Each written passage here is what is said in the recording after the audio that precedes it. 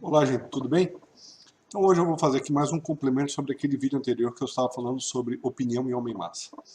Então, se nós usarmos agora mais ou menos a conclusão daquele vídeo, né, e começarmos a ligar os pontos, por assim dizer. Então nós vamos ver o seguinte, quer dizer, o homem-massa, né, ele usa aquela coisa de identidade, né, de se parecer igual aos demais, né, essa coisa de ser idêntico ao outro, como sendo uma virtude, a melhor de todas, a virtude suprema da vida em sociedade. Né? Não basta você ser disciplinado, etc, etc, etc, né? As virtudes que você deveria ter, mas o mais importante de tudo é você ser idêntico aos demais. Pois bem, esse por assim dizer, um fator psicológico do homem-massa, certo? Bom, esse fator psicológico dele, ele está onde no homem-massa? Nas suas opiniões, no seu gosto, nos seus desejos, nas suas vontades. É isso que vai definir quem ele é e é isso que vai definir quem é igual a ele ou deixa de ser. Pois bem, na sociedade de hoje, nos meios de comunicação, certo? Onde que o homem-massa vai buscar esses desejos, esses gostos, essas opiniões, essas vontades, né, que fazem ele ver se ele é igual aos demais ou se ele pode se ajustar aos demais, a se parecer aos outros ou não. Quem estabelece essa espécie de padrão, né, de igualdade, de gosto, etc.? Justamente os meios de comunicação de massa. Por que os meios de comunicação de massa? Porque os meios de comunicação de massa estabelecem o que a gente chama de debate público. Então, no debate público é a circulação das principais ideias ou das ideias importantes da sociedade. É mais ou menos como se fosse no debate público estivesse o que a sociedade pensa de melhor e até de pior, por exemplo, a respeito das coisas. Então, o homem-massa busca essa identidade justamente no debate público. O debate público, então, estabelece essa espécie de ponto de intersecção para o homem-massa. E é daí que advém a força dos meios de comunicação. Se vocês pararem para pensar, né, boa parte da imprensa internacional, ocidental e a brasileira é deficitária, não dá lucro. Pegar os jornais aí, Folha de São Paulo, Estadão, e mesmo a Rede Globo. Se a Rede Globo não tivesse a ajuda financeira que teve do governo, iria para o pau. Então, como pode, assim, se você parar para pensar, né, por exemplo, por que grandes grupos compram esse tipo de empresa de comunicação se ela é deficitária? Eles compram e volta e meia elas não voltam a dar lucro, elas continuam sendo deficitárias. Por que eles insistem em empresas que não dão lucro? Justamente porque elas estabelecem um poder formidável. Quer dizer, o lucro que ela não dá compensa no poder imenso que esses grupos, né, acabam adquirindo, né, quando controlam esses veículos de comunicação. Então, o homem-massa, não é, ele usa os meios de comunicação para balizar, por assim dizer, aquilo que é igual ou não, aquilo que vai criar a sua identidade, né, esse seu caráter psicológico de se comparar aos demais, de ser idêntico aos demais ou não.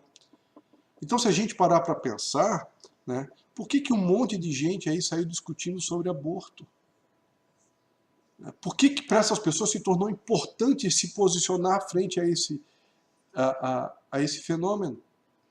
Então, é simples, porque você tem, por um lado, as pessoas que são contra. Se você pegar as razões que elas são contra, são razões do tipo moral, né? Mais das vezes do tipo moral. Poucas são de razões do tipo utilitarista, né?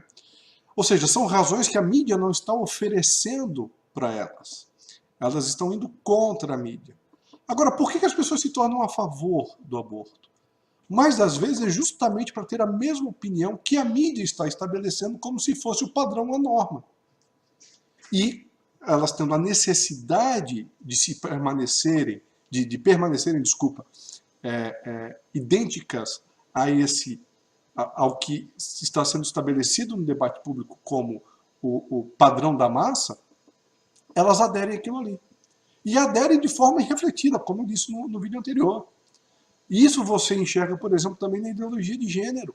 É só, assim, ó, eu fui professor universitário, né, e eu peguei claramente, assim, as salas de aula daqui a pouco começaram a encher de pessoas que se diziam homossexuais. E, sinceramente, se a pessoa é homossexual ou não, não me interessa. Agora, eu não posso deixar de notar que esse aumento do número de pessoas é uma coisa irreal.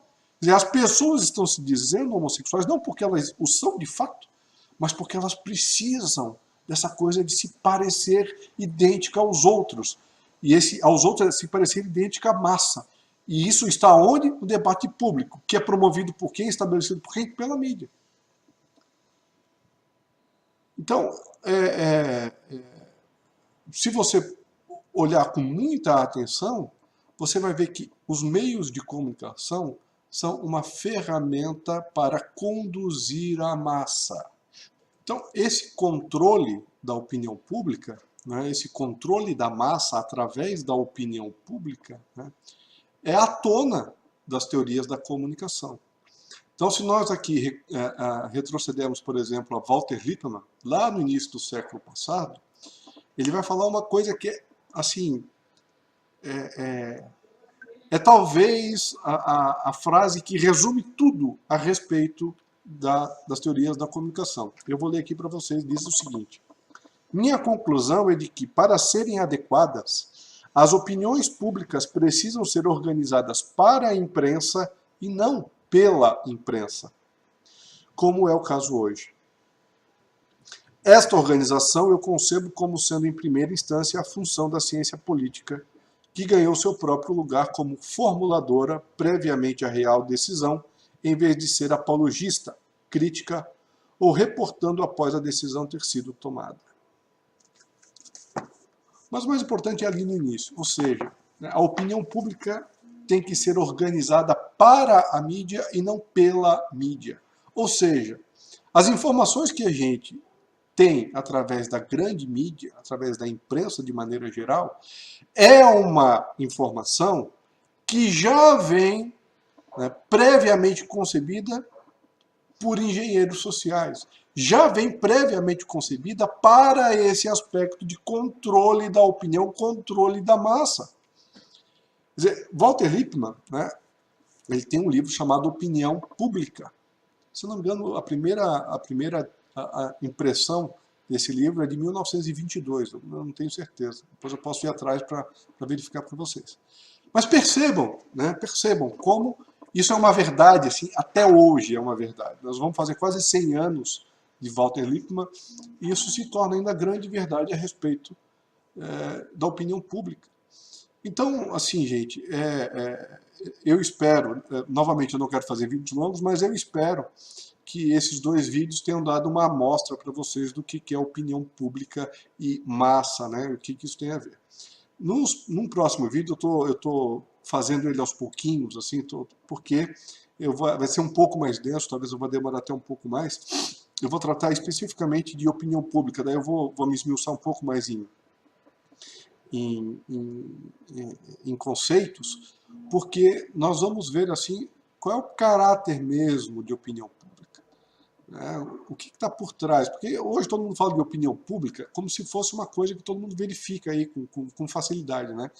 E é um conceito, até certo ponto, difícil de você conciliar ele, porque tem vários aspectos, né, várias sutilidades aí presentes.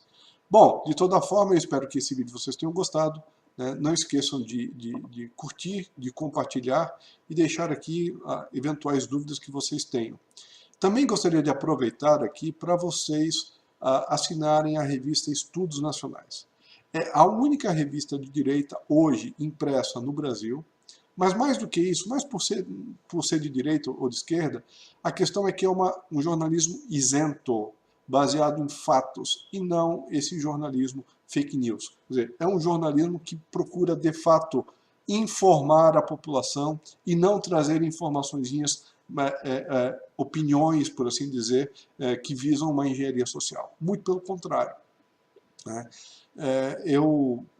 Vocês podem acessar o site estudosnacionais.com.br e vocês lá terão um link para vocês poderem assinar a revista. Vale muito a pena. Eu espero que vocês, ao assinarem a revista, façam excelente uso do material que está ali. Tem matérias fantásticas sendo apresentadas. Eu tenho as 3 edições aqui comigo que saíram. A 4ª edição, o que eu já fui indicado, já está na gráfica, né? Já está para sair, já está quase prontinha. Então, bom, é isso daí, gente. Eu agradeço novamente, fiquem com Deus e até a próxima.